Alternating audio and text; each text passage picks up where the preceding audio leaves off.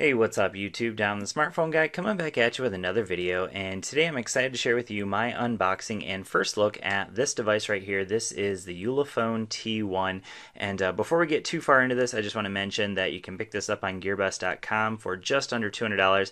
I'll leave a link down in the description, and also if there's any coupon codes available, I'll leave those down in the description as well.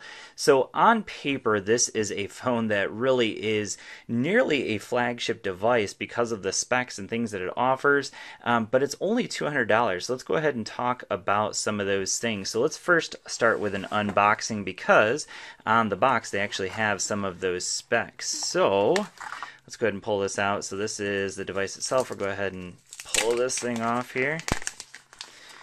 Alright, so here is the device itself. So you can see here, of course, we got 4G LTE. Now, this is kind of important here. It says this phone covers 90% of the mobile networks around the globe. So really important, and probably one of the huge selling points of this phone, and one of the main reasons why I picked it up, was because of the fact that it supports all of the major US LTE bands. So it's going to work on T-Mobile, AT&T, Cricket Wireless, all the above. Basically, as long as it's GSM, it will work. So we have the global version, 4G LTE. We got a 5.5-inch full HD display, so that's 1080p.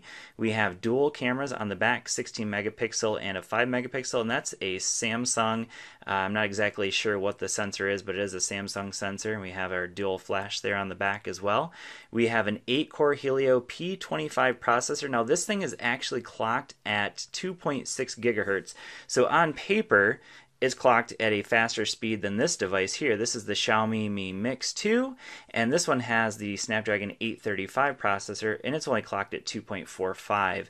So this one's clocked at 2.6 gigahertz, so should be relatively fast. And of course, we got 6 gigs of RAM here as well, 64 gigs of onboard storage, and yes, this one can be expanded via micro SD card, so that is just another fantastic thing. We have a fingerprint sensor as well. That fingerprint sensor is found down here at the bottom, and then we have Android Nougat on board. So I'm going to go ahead and pull this off. Oop, and I pulled the screen protector off with it. Now this does come with a extra screen protector, so we'll take a look at that in just a little bit. So I'll just push that back on. Alright, so we're going to move that off to the side, and let's take a look at what you get in the box. So in the box we get a Type-C cable, so yes, this does use Type-C, so that's awesome. Now it comes with a European adapter. We have a Type-C adapter here, micro USB to Type-C. We have our SIM removal tool there. We'll take a look at that SIM tray in just a little bit. Now here's one of the things I really like about Ulefone, and that's the fact that with almost every device I've ever had from Ulefone, they always include a number of accessories. So we have a nice leather case here. We have another screen protector, like I showed. It did have one on there. We have a user manual, warranty card, and then we have this ring for sticking on the back. And you can use that as a kickstand or as just something to hold the phone. So we'll take a look at this in just a little bit because this looks like a pretty decent case for the phone. Actually, we'll take a look at it right now. So there is the case it comes with, so pretty decent. No, I don't think it's real leather, but it might be. Kind of had a smell to it. Alright, so let's go ahead and take a look at the device itself. So we can see we have a front-facing flash, we have our 5 megapixel camera up front, we have a speaker here. That's actually an earpiece, but let's actually take a look. Is that a front? I'm not sure exactly what that front-facing camera is. Let's see if it's on here. So we have a 16 megapixel main camera. Does have that bokeh effect. Now, one thing I will mention, okay, there it is, 13 megapixel front camera, and it does have a selfie spotlight, which is just referring to that flash there. So let's go ahead and turn this on. We'll get this going in just a second. So you can see we have a all metal body here. Looks like we have a speaker grill and a microphone down here, one of those two. And it'd be nice if that doubled as an earpiece, but we'll go ahead and test that out and see if that is the case. I'm going to go ahead and open up this SIM tray so we can take a look at what this has to offer here. So we're kind of learning as we go here because this is a phone I don't know quite as much about. Alright, so one thing I noticed is that there is no waterproofing here. So it looks like we have the option of 2 SIMs or a SIM and a micro micro SD cards for expanding it. So I'm going to go ahead and we'll pause the video. So there's our Type-C, and I'm going to insert my SIM into this phone, and we'll get it set up and see what it looks like. All right, so we got the phone all set up, and I think we're ready to go ahead and share with you some of the things that you'll want to know about this device. So first thing is, yes, we do have voice over LTE. We have 4G, so that's a huge thumbs up. It does get obviously LTE in the United States. I'm on T-Mobile and it has no problem picking up LTE right away. So that's a big thumbs up. The second thing is this software. So software wise, you can see we're pretty much, there's almost virtually no bloatware here. We do have FM radio. It has its own built-in gallery. We have its own built-in browser, but outside of that, there's really not much bloatware. This is pretty much a stock device. We go into the settings, kind of a similar situation here. So we have down here pretty much the stock. There's really nothing much to say here. We have storage, so 53 gig is what you have out of the box, and it's using 3.5 of that. And let's see here, memory, we got 2.2 gig used out of the 5.7. Now this DuraSpeed is going to help you, it's going to kill apps in the background so that it can speed up the apps that you're currently using. So that's an option that's available in here. We do have a few Smart Assistant apps that are kind of in addition to the normal Android apps. So we have the LED notification, which you can see right up here. We have some system motion, so if we go in here we can see what they have. So we have 3 fingers to take a screenshot, 3 fingers slide left, whoops, that would be that way, in order to show some recent apps, which you can see down here. We also have software keys, as well as this does have a home button here as well.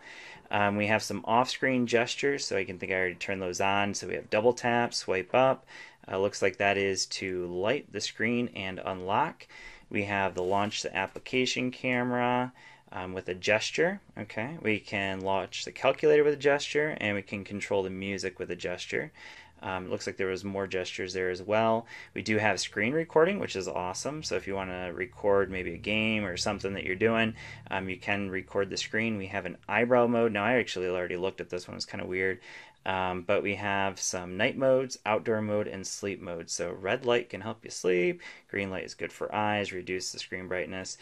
So just a few options available there with some eyebrow modes, whatever those are. This network access control, I'm not really sure what this one is. Okay, so I guess this one, it looks like you can give access to certain apps in terms of what kind of access they have, whether it's to Wi-Fi or to LTE. And then down here for the buttons, you can see we can swap those software buttons. So out of the box, it came with this one. It came with the recent apps, and then home, and then back. I like to switch those. And then we do have the option also to hide the navigation bar just by hitting that little button. And then you swipe up to get them back, so pretty simple. So that's a nice option because I like to be able to get rid of those software buttons when I don't need them. And then outside of that, we're pretty much just running stock Android. Now you can see here we are running 7.0, so it doesn't have the newest available. We have a June security patch here. I haven't even tested to see if there's any wireless updates, and to be honest with you, I'm not really sure if Ulefone, how they are. So it looks like we are currently up to date. So looks like Android 7.0 is what we get. So again, 13 megapixel camera up front, 16 and 5 in the back. Now that's supposed to give you a bokeh effect, so let's go ahead and take a look at that as well. We're going to take a quick snapshot of this Pocket PC. And we're going to go into bokeh and see if we get any separate. So it looks like that's going to be kind of crazy. It does a really kind of overdoing it with the bokeh. Now, one thing I have heard with this device is the fact that it sounds like there might just really be only one camera that actually works. I've heard that from other reviewers, so we'll test that out. But then in terms of our video, if we come down here to video, let's see what we got here for video in terms of our resolution. So it's 16 megapixels on the back for resolution, and it looks like 1080p is going to be our highest resolution for shooting video. And then, I don't know, let's go back into the settings there. And we have cancel, go back into the settings again. And, all right, so I don't see any... So I don't see an option for slow motion. I'm not sure what this one is. Okay, so that's a live photo. Don't really need that one. Oh, Turn that back off. Let's see. Is there an option? Okay, so I don't see an option for slow motion or anything like that. We do have some pro photo modes options as well. So it looks like we can adjust our, yeah, so we can adjust everything in the pro mode. Don't want to go into that. And then we have panorama as well. So those are the options for camera. We'll have to do a lot more testing with the camera. I really haven't had any shots with this at all yet. We got that 13 megapixel camera up front though. And the last thing we're going to do is we're just going to test out this speaker. So it does have just a, as far as I can tell, just a bottom firing speaker. I don't think this earpiece is a speaker from what I can tell. So we'll go into a free track here and see what it sounds like.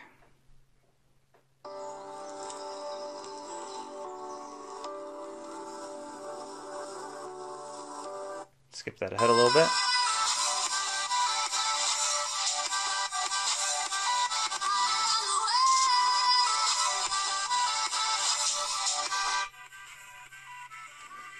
All right, I'm going to listen to the top real quick. No, that's just a single speaker.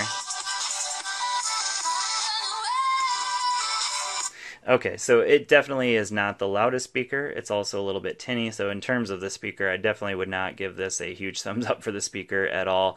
But it is just that bottom firing speaker, and it's coming right down from here, because when I cover it up, you don't hear anything up there at all. So overall, for $200, this is packing a whole lot of stuff in it. I mean, it's got all of the flagship, I would say, specs, but you know, obviously build quality wise, it's not the top of the line. You know, one thing I did notice is typically with a nice flagship device, there's almost like no difference you can see from the glass and the metal, whereas this kind of like almost sits right on top of that metal frame. So that was one thing I noticed. The screen definitely is not the best viewing angles. It's not a terrible screen. It is 1080p, so you know, for $200, everything that you get with this device, it's actually not bad. But again, it's not the best display, obviously, especially for $200. You wouldn't expect that. With the cameras, we'll have to do more testing with that. But overall, you know, this thing does offer a lot for $200. So definitely worth checking out if you're in for a budget device and one that works with pretty much any carrier throughout the world, as long as it's a GSM carrier. So go ahead and check it out. Again, links down in the description. Thanks for watching, and I will see you all in the next video. Peace.